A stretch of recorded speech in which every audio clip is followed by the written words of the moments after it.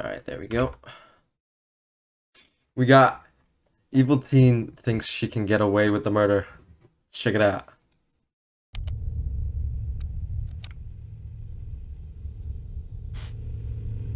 This is 20-year-old Devon Howard. Devon is sitting in a cold interrogation room alongside his 3 co-accomplices due to their suspected involvement in the brutal shooting and murder of 27-year-old Andrew Janicek. Coincidentally, all 4 claim that they had no involvement in the crime whatsoever, and in fact don't seem to take the situation seriously at all. What the hell? Where did you pick her up at? Okay. Relax, it's okay. No, I'm fine. I'm just tired. Okay. I was involved in the murder of somebody. Oh, the time is right there.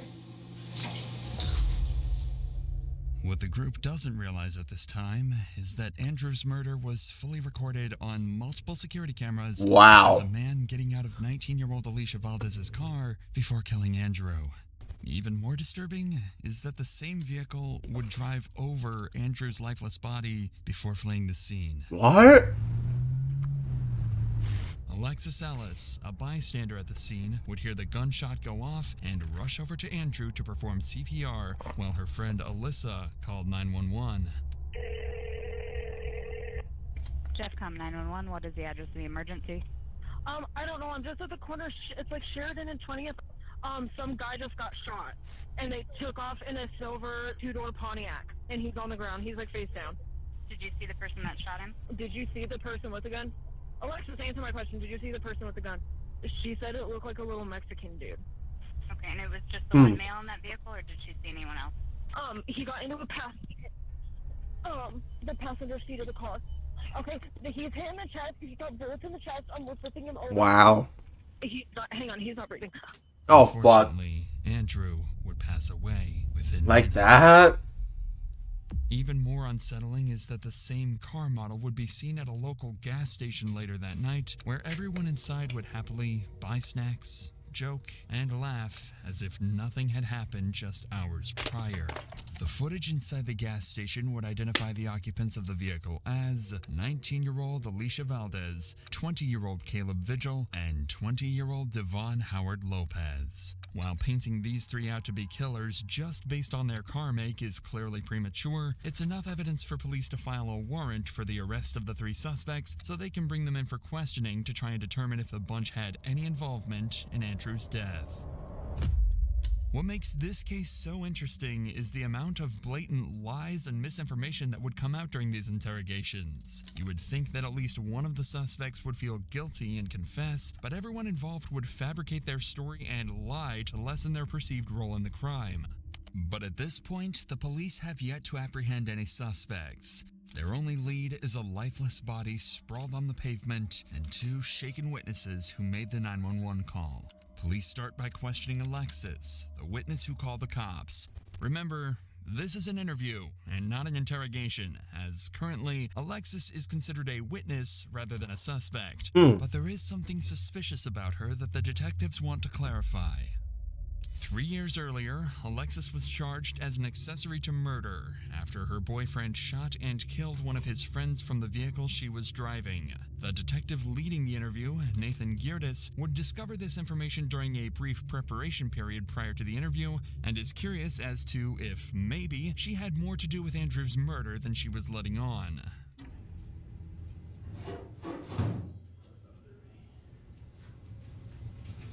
We pulled up, we parked in the back parking lot. My friend got out to go into the dispensary.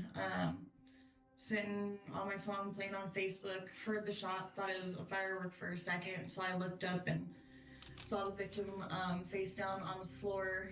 And the shooter, there's a silver Pontiac in front of the victim. And the shooter was in front of the car, still kind of standing by the victim's body with the gun pointed at him. And then got back into the Pontiac on the passenger side. They hesitated for a minute on which way they're going to pull off. Looked like they were trying not to hit him. They kind of looked around the parking lot to see if anyone saw it. I was kind of trying to duck as much as possible. I got out of the car, Once I saw that they were gone, I ran up to him. I said, "Are you hit?" He said, "Yes, please help me." Called 911, let him know there was an ambulance on the way. Sounded like he was kind of... So she had he was an ex that After 2 minutes, the crying stopped, so went to check for her pulse. she had an ex No that pulse. was involved in the murder before. You alright? Yeah. Take note of Alexis's posture when discussing the shooting. She's leaned in towards the officer and seems comfortable, showing little signs of resistance. This language presents truthfulness on her behalf, so it's unlikely she feels any guilt, which likely means that her recollection of events is indeed accurate to what she believed happened.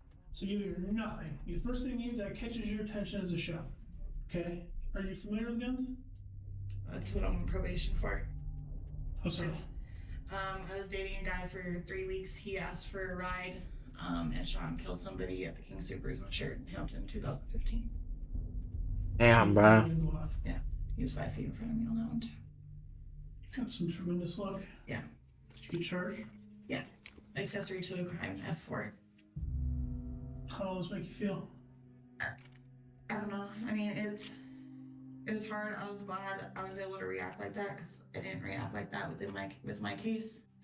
At the same time, I'm my PO and everybody's probably gonna chew my ass for it, but he didn't die alone. He knew somebody was there How trying to help. would you cheer? Just being around it and being around the situation.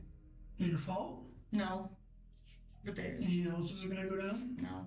This interview clearly showcased the responses suspects make when dealing with discomfort. We could physically see her subtle movement patterns and how they coincided with certain emotions Alexis was feeling. Her body language makes sense. She felt uncomfortable while discussing her own criminal history, which is completely reasonable. However, when discussing a crime she had no part in, her demeanor changed significantly, with an open posture and willingness to answer every question.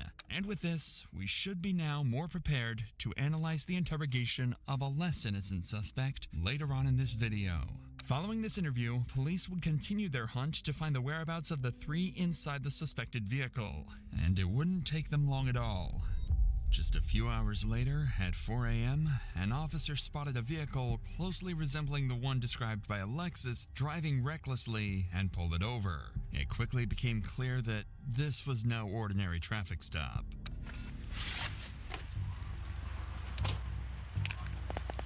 Hi, ma'am. Hi. Hey, Officer Lloyd Denver, please. You can't turn left there. Oh, I can't? No, it says there's a big sign up there that says "Do not turn left." That's just. Oh, And yeah. you don't have a front plate either. Is it up in the window? Yeah, because Okay. my thing is broken, so I got to get a new one to actually hold it. The bracket. Yeah. Gotcha. Okay. Do you have your license, registration, insurance, ma'am? There's those. Okay. There you go. Alicia Valdez. Alicia, gotta have you step out for a second. Don't grab anything with you, okay? Just step on out for me. Yeah, put your hands behind your back. You got a warrant, okay? Why? Why do you have a warrant? You probably know that better than I do, but we're gonna do some research and tell you exactly what it is. Yeah, they put out a felony warrant out for you. A felony warrant? Yeah. Yep. Do you have anything on you I need to know about? Playing dumb is crazy. Alright, if you wanna watch them, I'll pat him down real quick. I'm just gonna set you down on the curb, okay? You just put your wallet on the top, man. I'll give it back to you in a sec here, okay? Go ahead and just put him right behind. You're not in trouble, you're not going to jail, you're not getting arrested right now. Alright, just gonna pat you down real quick, man. You can put your phone in your pocket. The same thing as your partner, you're not going to jail, you're not getting handcuffed. I'm just doing this for while you're gonna be sitting behind us, okay? Okay, anything in your hood or in your pockets? Damn big body ass. Perfect, okay, you can go have a seat with him, okay? Is this your gold phone? Okay. What does Rage call him? Dork does? At this very moment, the officer would discover a pistol inside the vehicle. Caleb had just stated there were no guns inside the vehicle just minutes earlier, so the officer quickly places Caleb under arrest so they can safely investigate this increasingly tense situation. Stand up, man. Stand up. Put your arms behind your back. You're not gonna tell me there's a gun in the seat next to you? What? You weren't gonna tell me that you're gonna try to leave a gun on the seat when you left? That'd be nice to know, wouldn't it? Oh, and a pocket full of bullets. How about this? I'm about to get out of the car. Officer, I have a gun on me. Right? What's that? One more person? They're all hooked. Did you let them know that this is in the car? SCCY 9mm. All 4 would be arrested following the discovery of Caleb's pistol. However, throughout the entire process, Alicia, the owner of the car, would stay eerily optimistic, as if she hadn't yet connected the dots that her arrest was related to Andrew's murder. Just stay right there for a second. Yes, sir. Why the fuck are you smiling? Seat over here in this black chair. You could possibly find me a restaurant. I really appreciate it. Now that the suspects have finally been secured, detectives would begin the process of individually interrogating all 4 suspects, with separate preparation and planning made for each interrogation in attempts to get as many differing stories and general information as possible. They would begin with Alicia Valdez, who was allegedly the driver of the vehicle. They sit her in an open room with a large TV to her left and a digital clock behind. This is drastically different from the cold, empty room seen earlier in this video. This is done purposefully. This room is meant to feel welcoming and open. The table creates a subconscious, comforting barrier between the suspect and the detectives, something that's absent in many more aggressive interrogations. The objective is to get Alicia to feel comfortable and willing to speak to the detectives. Remember, at this point, Alicia knows very little about what evidence the cops have. There you go. She has no idea that everything was recorded on CCTV, and they know that her car was there. The plan is to set a trap that prevents Alicia from denying that she was at the scene, so the more willing she is to talk at the beginning, the better. That's why they start the questioning off lightly, but it'll ramp up in no time at all. Yeah, just have a seat right there. Yeah, I don't know why she's acting so nonchalant. Some water? Thank you. This shit kind of crazy. If you want it. Okay, thank you. You alright? Cold. Yeah. It was nice earlier. Yeah. The detectives offer her water to immediately try to appear friendly and form a bond. People are much more likely to tell a friend something than they are a stranger, so this is an extremely important step. You'll notice this friendly demeanor slowly fades and changes as the interrogation continues. And where do you live at? Right now, kind of a bit of everywhere. Okay. Where do you? In my car.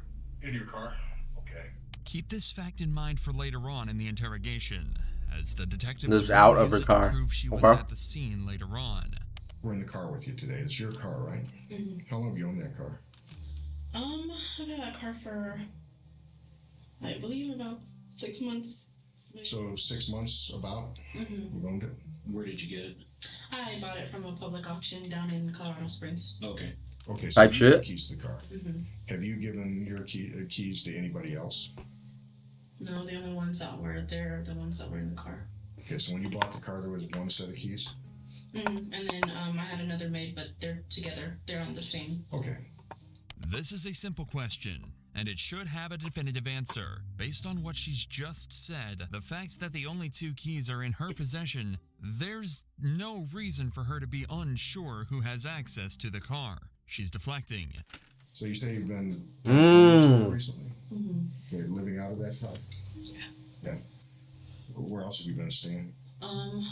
Sometimes with gentlemen in the yellow, not yellow, green out there. Caleb? Mm-hmm. Okay, well, we'll talk about who else was in the car with you tonight?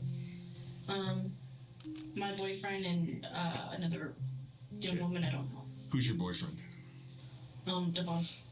Where'd you meet him? Mutual friends. Okay. If you haven't noticed already, Alicia is extremely nervous. We're 10 minutes into this interview, and her leg hasn't stopped bouncing up and down the entire time. She's also been moving around in her chair and avoiding eye contact while answering very simple questions. Even without the evidence that they'd already collected beforehand, the detectives would likely already be convinced that she played a part in what happened. Now it's just about exploiting these weaknesses and extracting a confession using everything they know. And the process starts by establishing a timeline. Who are the other 2 people in the car?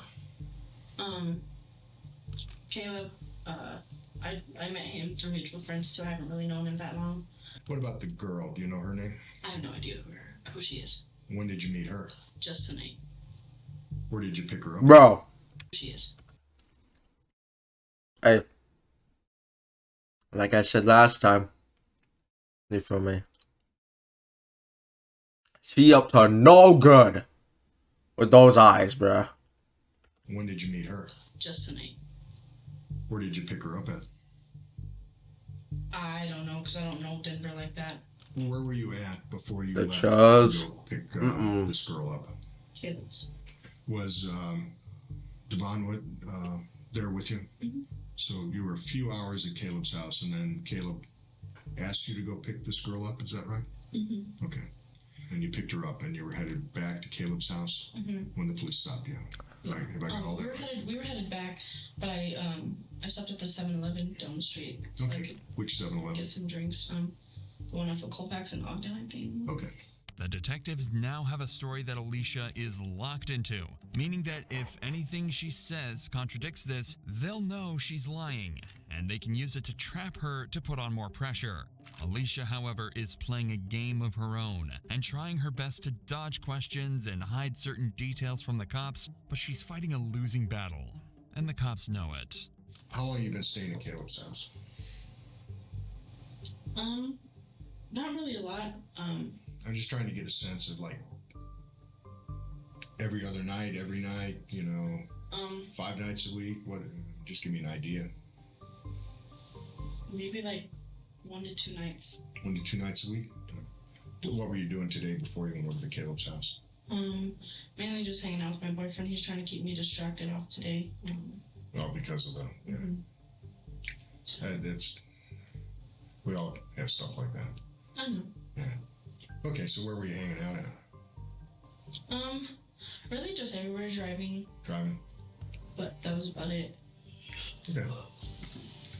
Relax, it's okay. No, I'm fine. I'm just tired. Okay.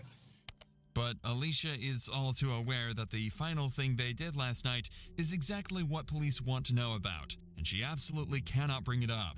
You stayed anywhere else since you come to Denver other than Caleb's or your car?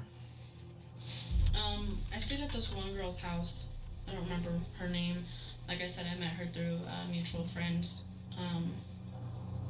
But those friends that I did meet her through, I'm no longer really in contact with. Okay, how long ago was that you stayed at her house?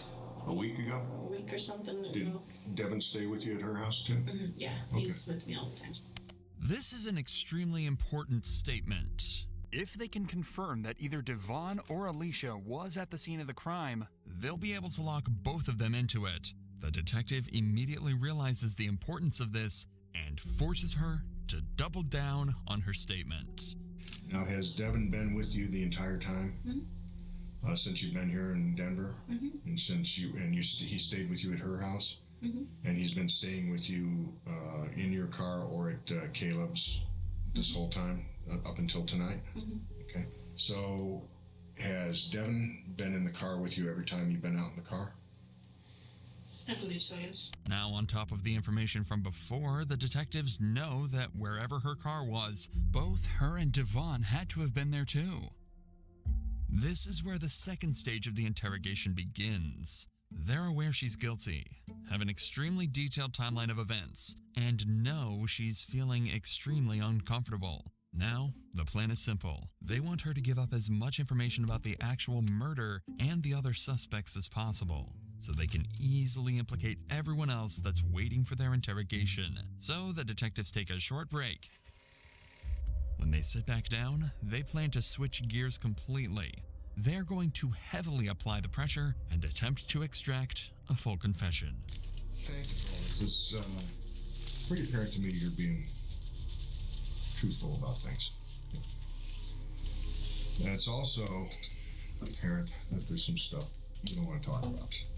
But we've been sitting here talking for a while. I genuinely like you. I think you're a good kid. Well, to me, you're a kid. Well, I mean, I am a kid. Yeah, you're younger than my daughter. Okay. You're up here from the Springs. You've had some stuff in your life, but now you're up here in Denver hanging with these guys that you've got, some histories.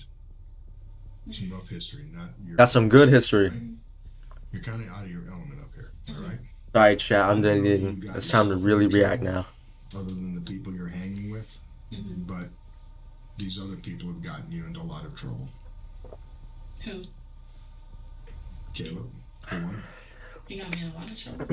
You just told me we'd spend a long time. Yeah, she just trapped herself, bro. Very clear. Detectives are smart.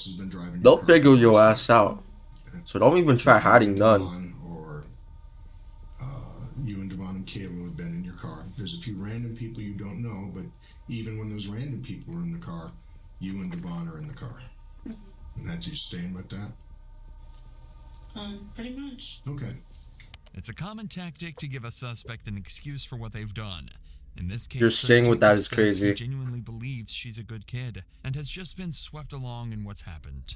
It's likely he'll also tell her at some point soon that if she helps them out, they might be able to give her a much lighter sentence. It's also important to note that he's still trying to keep a friendly demeanor to her, and the reason for this hasn't changed. If he starts to get angry at her now, she might become closed off and refuse to tell them anything. If anything, he's even trying to seem fatherly, choosing to mention his daughter and calling her a kid, something that could even be a response That'd be to her saying her tactics. father passed away when she was younger. However, all of this is leading up to something. They're finally going to reveal why she's really there and exactly what they know. So, remember the day that it was raining? It was snowing, real bad weather? That was Friday. That night, the night before all that snow and rain, do you remember where you were that night? Say I could not tell you. Okay. Do you remember being in a dark parking lot that night? Stop. Stop. Look at me. Your car is at the scene of a murder. Someone got out of your car, shot someone, and killed them. Got back into your car and drove away. You just told me that you were driving your car all week. Now You what? need to tell me the truth. Exactly. Honestly, I don't recall. Yes, you do recall. You don't recall? I don't. We have it on video. I know that the person who shot this guy is a guy. I know it wasn't you. I know it was your car. You tell me you're the only one driving your car, so you were driving the car. I mean, yeah, but I don't recall being in wherever you're saying I was. Picture She's yourself not in doing this a good job, situation. bruh.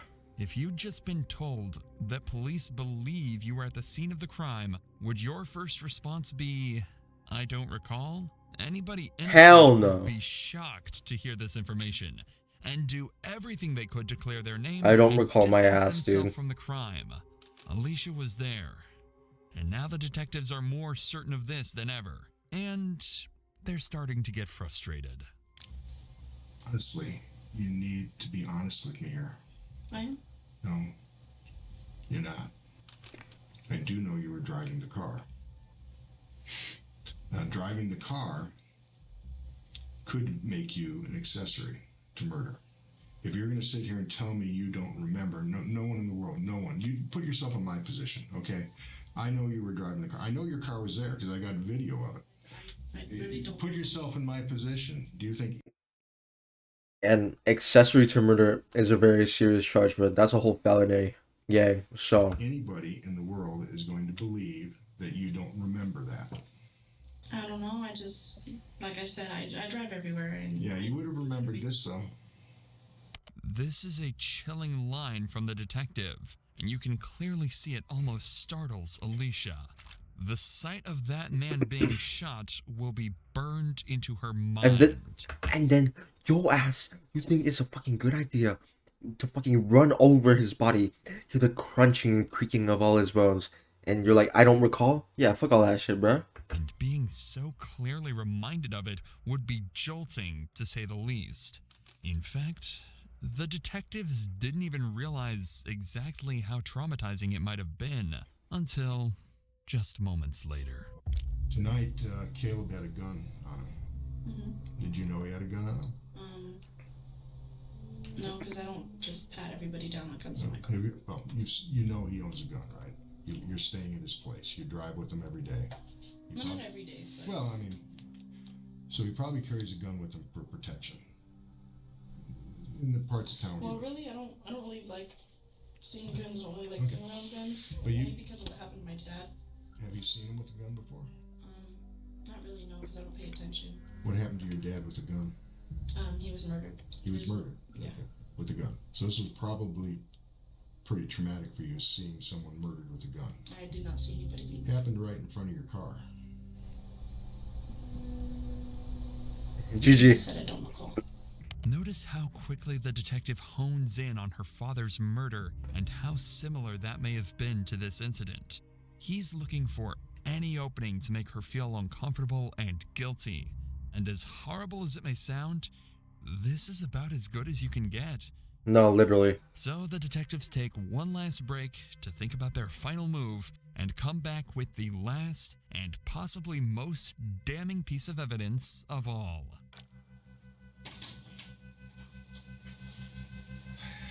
What's more water or something? They gonna come in with pictures? Don't tell me they're gonna come in with pictures, bro. You've been on the other side of this, haven't you? With your dad. You've been on the other side of this whole thing, haven't you? What does that mean? I mean, you had a family member murdered. So you've seen the other side of this. Well, not really. Not really. They let the man that did it go away. They did. How'd that feel? Mm-hmm. Did they catch him and not? And they let him go? I mean, the way I see it, it's left. Go ahead and live it. No, that's not all right. You don't believe that. Yeah, she does not believe that shit, bro. There was a gun in your car. Mm-hmm. Did you see the gun that they took out of your car? I didn't see it, no. You didn't see it, but they took a gun out of your car. Okay, that was the gun that was used to murder this man. And prove that too. That's an easy one. The gun that was in your car. You sure it was? Oh, I'm sure it was. Yes, I can prove that. That's easy. You sure it was as crazy. This man's chest at the autopsy came from that gun that just came out of your car. Yeah, cause like the forensic shit they can do with that, bro. Your car was in the parking lot where he was shot. You tell me, how did the gun that murdered a man get into your car?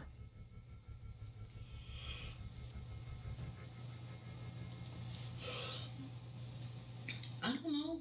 The detectives get very little other information out of her from this point onwards, but they've already gotten more than enough. They've heavily implicated her in the crime, and it sounds as though Devon had to have been there with her too.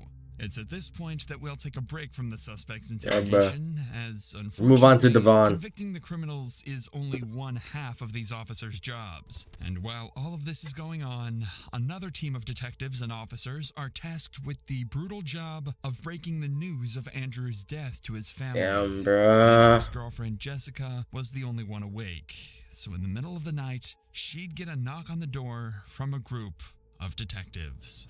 All right, Jessica. Well, I appreciate you answering my questions.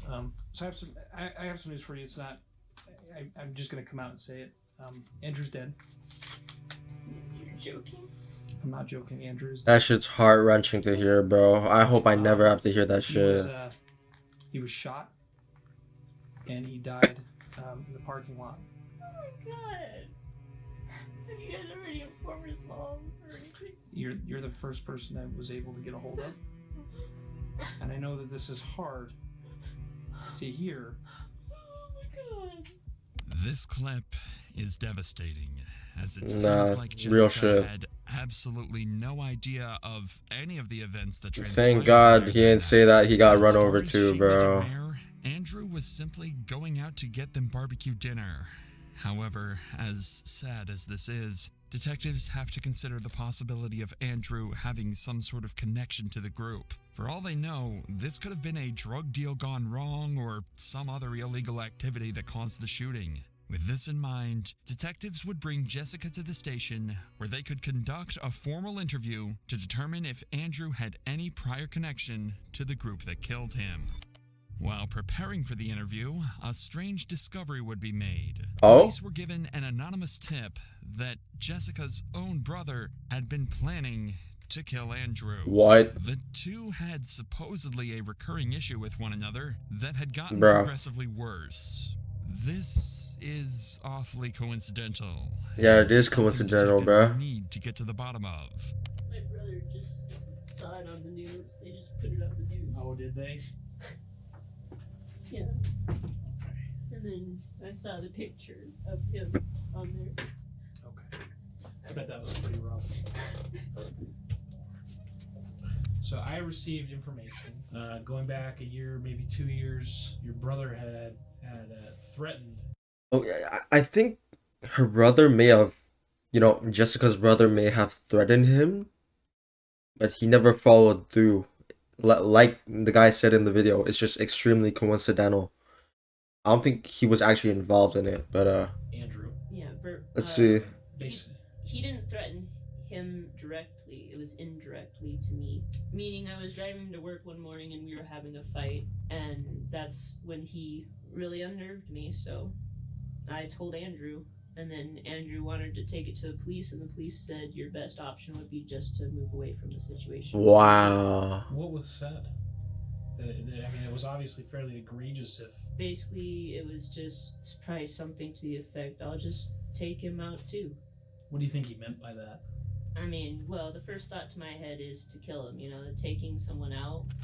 While these comments from Jessica's brother are disturbing, Jessica doesn't seem too bothered by it now. But at the time, they took it seriously enough to move houses just to get away from him. But the detective can't just take Jessica's word for this. Luckily, there are some simple ways that he might be able to prove if he was involved or not. What kind of car does your brother drive? A Pathfinder. Pathfinder. What is that? Green. Like a dark forest green. Does your brother have access to firearms or anything like that? He's not allowed to. Why not? Oh. He has charges. Oh, brother. Stupidity. And I don't know all those crimes because I didn't bother to try to talk to him about them. The description of his cars don't match up with the one on CCTV at all, and if he's not allowed access to any firearms, then it's very unlikely that he was their guy. However, before they wrap up the interview... I mean, yeah, it would be unlikely that it's their guy, but it's still alarming. The fact that he has charges alone, So it kind of just begs the question whether or not he was truly involved or not. Jessica asks Me? a final... I don't really think he was involved, question. but Can I just ask you one question? Sure. Andrew? Can I ask you, kind of, where he was shot? Just because, his mom told me that, when he was shot, the witness who saw it ran to him and stayed with him until he passed. He was shot in the chest. Okay. Yeah. damn, bruh. At all. Nobody deserves that. So,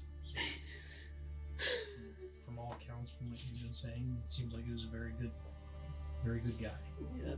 This question echoed in the detectives' heads for the rest of this case. It really seemed like Andrew was a nice, peaceful man who was brutally killed that night. Detectives would go on to interview Jessica's brother as well, and managed to fully clear his name as a suspect. Caleb, Devon, and Alicia had no connection to Andrew. Zero connection.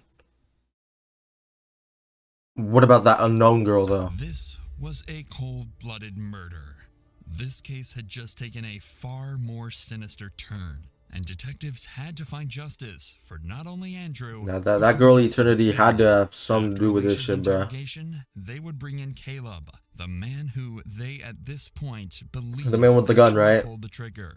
But Caleb wasn't planning on making things easy. His interrogation lasts just 4 minutes, but opens up an entirely new 4 side to minutes? this What the investigation, fuck? filled with dozens of shocking new pieces of evidence, all sparked by just one tiny thing that he said. All right, Caleb.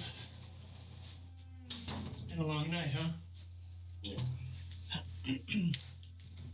All right, Caleb, I'm Detective John Meone. I'm a detective here with Denver, and I'm going to talk to you about your traffic stop, your friends, and the gun that you had on you tonight. What's your home address, Caleb? 1548 in Fontaine.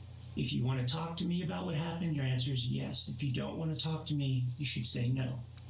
No, without avoiding. Okay.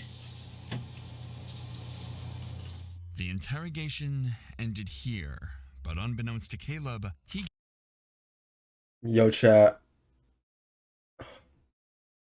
Oh, I didn't get an Amber Alert. Yo, I swear to God, I felt my room moving, bro. I felt the ground shaking. I thought I was gonna die. Hold on. Okay, yeah. I think I'm good. I think. Yeah. I'm good. I'm tripping. He gave My away a fault. crucial piece of evidence, his address, and it took police no time at all to obtain a search warrant. Police, open up the door. Police, open the door. Show me your hands. Show me your hands. Step up. Who else is in here? Nobody just needs her. I don't live here. This is not my house. This is Brent's house of mine. I apologize. If you're in here, make yourself known. Do it now. There was an earthquake yesterday too, bro. Yeah, bro. I was inside of that earthquake, bro. My happy ass going to college. I was during lecture, bro. I was in lecture at like 10 some towards the end of the lecture. The whole goddamn room started shaking. I'm like, what the fuck? Does that mean we can end lecture early? But no, we did not end lecture early. In fact, it went past our normal lecture time. So fuck me.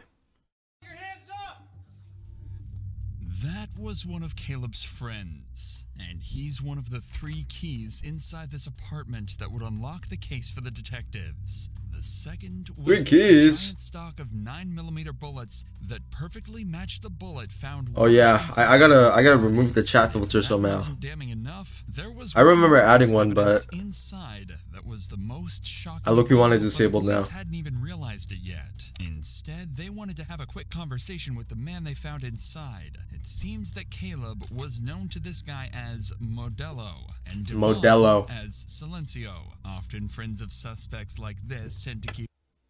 Wait, hold on. What is it? Inside, it seems that Caleb was known to this guy as Modelo and Modelo. Devon as Silencio.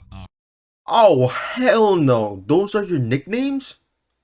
Those are your goddamn street names. Yeah, wrap it up. Y'all guilty as shit. Often friends of suspects like this tend to keep their mouths shut out of trust, but this time, well, see for yourself. Adele got out of the car, I guess, to go mug this dude with a gun. Dude dropped the wallet on the ground. Dello unloaded the gun into somebody, I guess.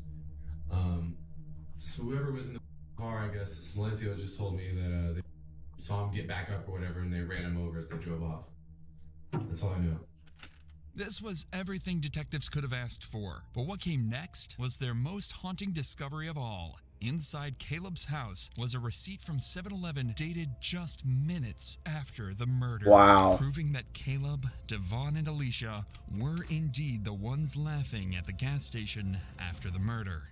All of these events transpired over 24 hours, but police had left out one crucial suspect, Devon, aka Silencio, and it was for good reason. Police knew Devon was desperate to keep his girlfriend Alicia from getting charged, so if they could use that against him, they might be able to get him to admit to the murders. The mounting pressure on Devon became so intense that he started confessing to other crimes and robberies he had committed in the past. What? I'll tell you straight up, me and Caleb together have done crimes before. Okay.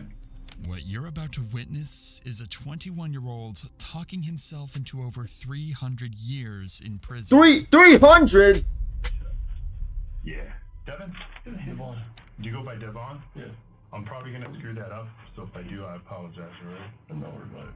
So, Devon, like I said, my name is Mark Spurgeon. I'm an investigator with the Jefferson County District Attorney's Office.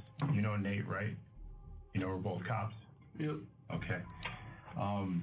It's been my understanding that when they made contact with you this afternoon that you were willing to talk to us again. Is that true?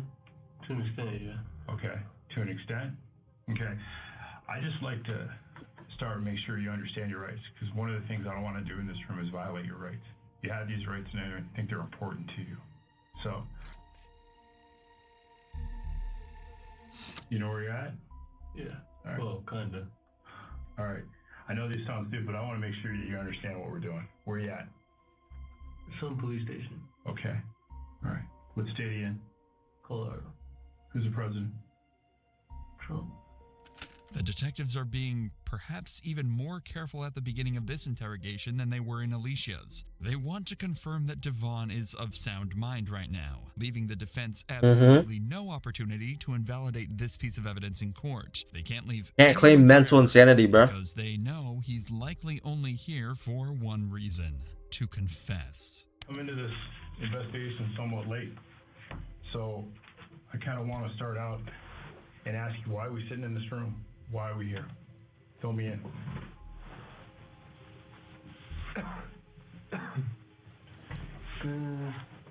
You about crack? I was involved in the murder of somebody. Oh. Oh, he. That's all. Okay. Okay. So tell me about W it. detectives. Because it's the reason that you want to talk about it, right? I just want to get my girl out of trouble because she had nothing to do with it. All right. Like I said, I come in late to this. Yeah. Who's your girl? Alicia Valdez. The detective's plan worked perfectly. He's here to tell the cops everything in hopes that he can maybe get his girlfriend out of trouble. Yo, his girlfriend's You can cooked. still clearly see how uncomfortable with this he is. As soon as he's asked why he's here, he goes from sitting perfectly still to dancing around in his chair, searching his pockets, and leaning back away from the detectives. It doesn't matter if he thinks this is the right thing to do, he still knows he's being checkmated, and he's about to sentence himself to a lifetime in jail.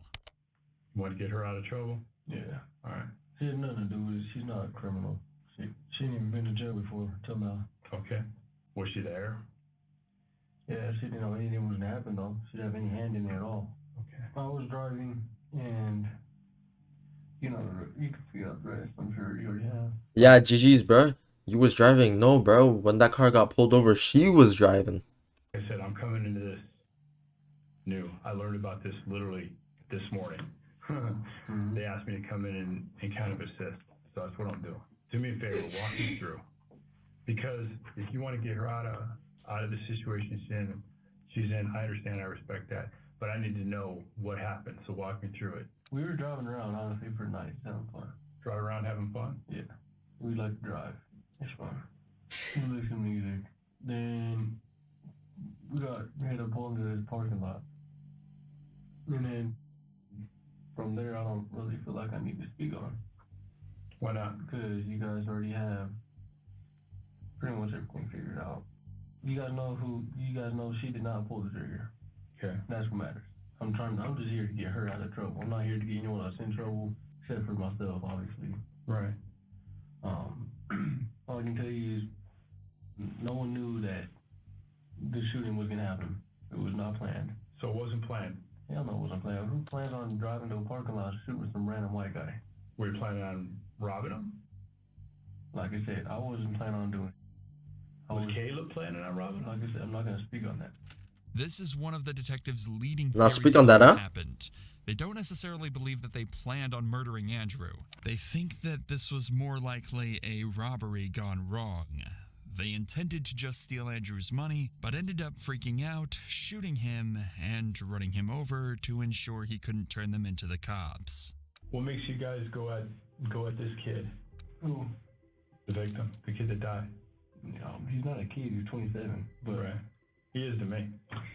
True. Wait. Like Fuck you mean he 27? You know his age?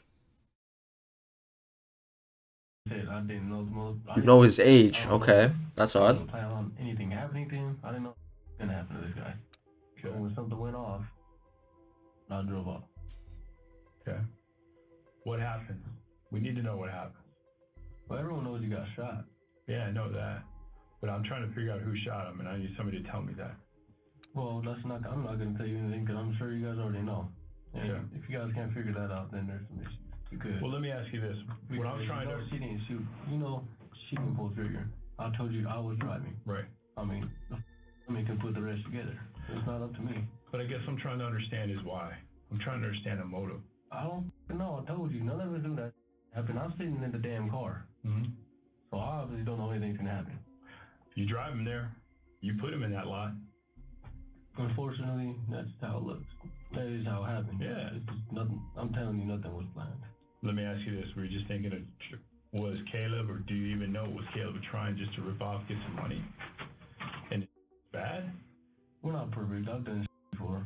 At this point, it's obvious that Devon's lawyer will have told him clearly not to discuss anything that doesn't relate directly to Alicia. He's only going to talk about anything that might help get her out of trouble. It's also at this point that the detective realizes that. He knows that he's not going to get anything out of Devon beyond that, so that's when he decides to do something extremely clever. He's going to abuse the fact that Devon only wants to get Alicia out of trouble, and phrase his next question in a way that forces him to give up some vital information. Damn. I'm not gonna speak on what, like, anything else besides me and Alicia. Let me ask you this: did you guys talk about it? What do you mean? Did you guys talk about it? Did you and Caleb say, "Hey, this is what we're thinking about"? Because I'm trying to figure out: did Alicia? Is she the one planning this? Alicia had nothing to do with any of this. So help me understand that. I'll tell you straight up. Me and Caleb together have done crimes before. Okay. Yo, GG. This one right here.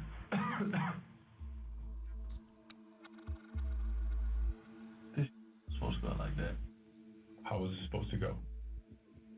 Like I said, I don't see the need to get in all that. It's not going to benefit me or her. I don't see, or him. Well, right now we're still trying to figure out her role. And if we can explain her role, and there's only two people that can explain her role, you and Caleb. Caleb ain't talking to us. Without us understanding the specifics of how this went down, and if her involvement or what her involvement was in that, with some explanation that we can go back to a DA and say, hey, this is what's going on. This person was honest. She didn't know it was going to go down. But I've got to know that, but I've got to understand how it got planned then. You understand? I have to have some type of specifics to try to sell that. If you want to try to help her, help her.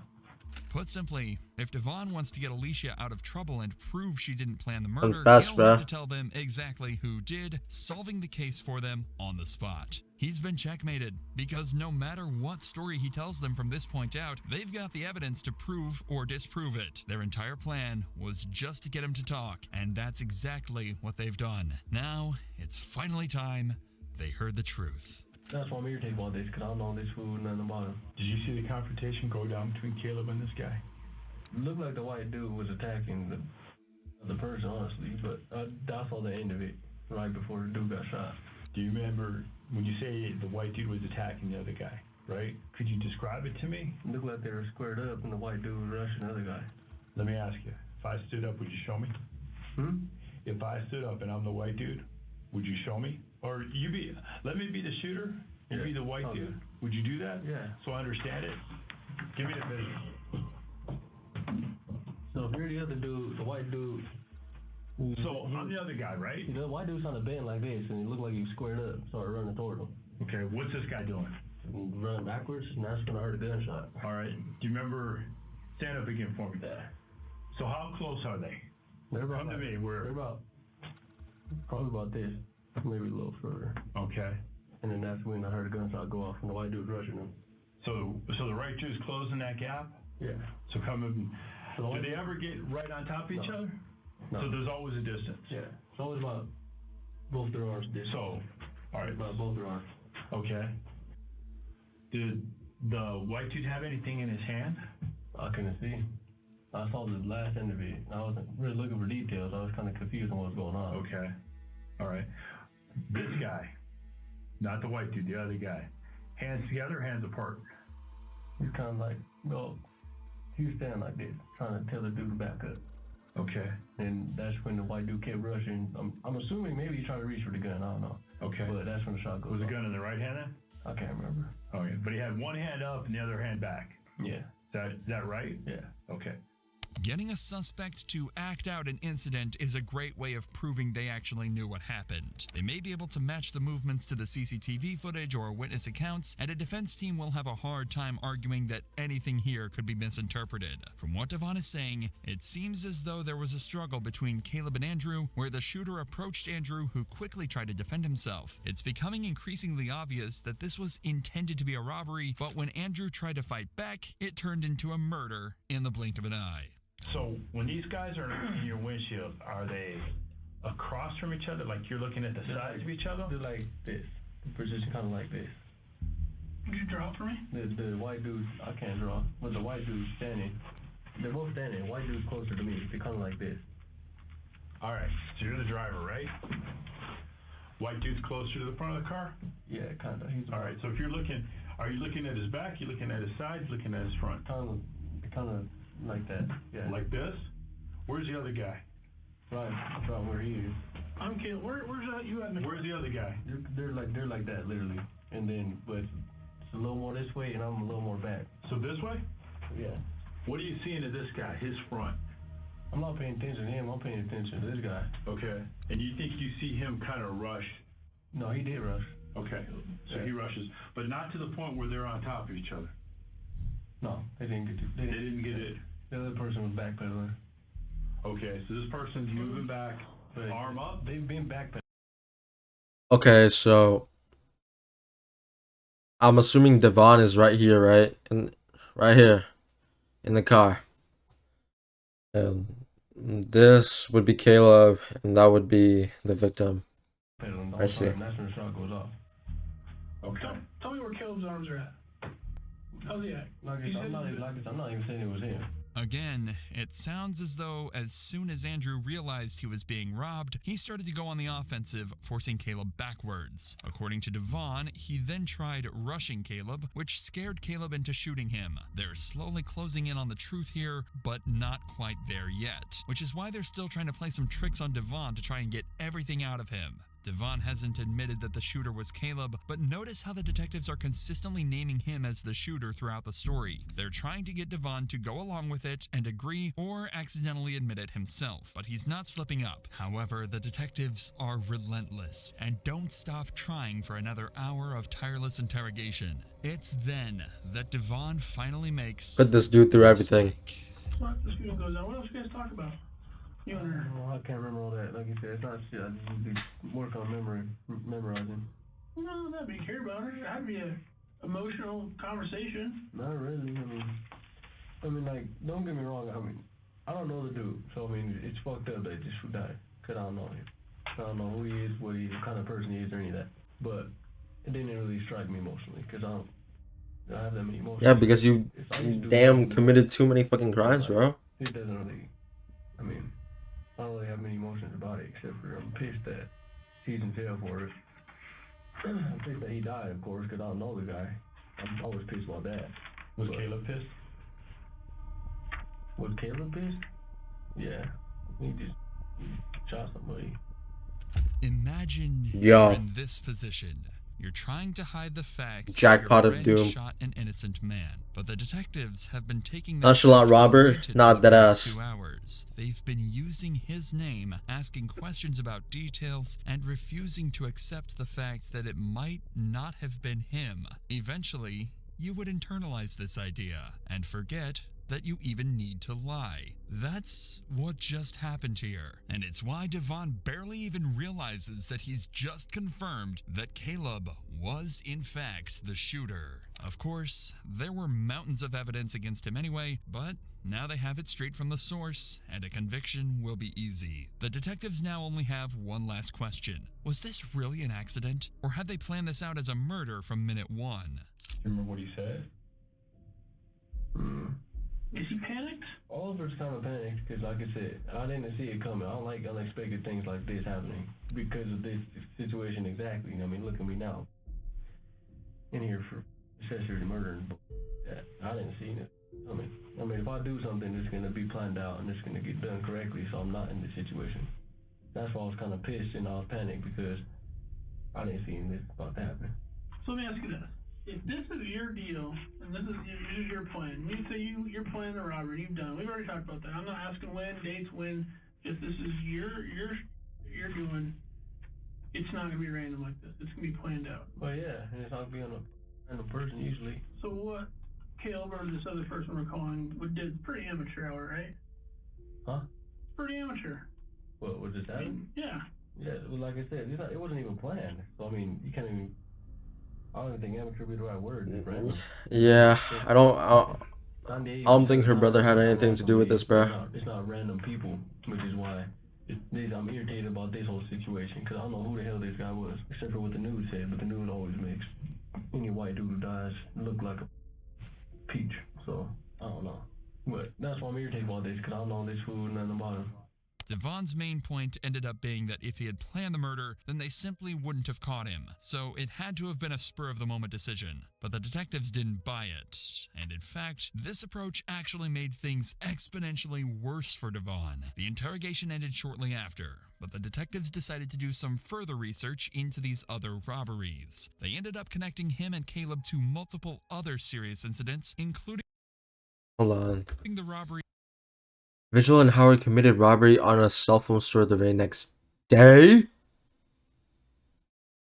of a cell phone store the very next day, and an incident where they fired shots into a pregnant woman's home. It was clear that they had been planning multiple robberies and were using Caleb's gun as a method of intimidation to make money. As you could imagine, this didn't look good in court for any of them. Devon received the highest sentence. He was found guilty on 18 counts, including first-degree murder, attempted murder, aggravated robbery, and aggravated intimidation of a witness. He was sentenced to life in prison plus 279 deserved. years. Deserved, Caleb bro. also received a similar sentence of life. Hey, some of these motherfuckers might need euthanization, bro. I'm not sure if this is enough. In the car, Eternity Lopez was also interrogated, but was found to be completely uninvolved. She was picked up after the murder, No so shot. it seems like she was in the wrong place at the wrong time. She was not charged with the incident. But possibly worst of all for Devon, his efforts in the interrogation room failed to even help Alicia get off any lighter. She was also found guilty in the murder of Andrew Janicek and was sentenced to life in prison without the possibility of parole. Yeah, deserved, bro. 喜べ少年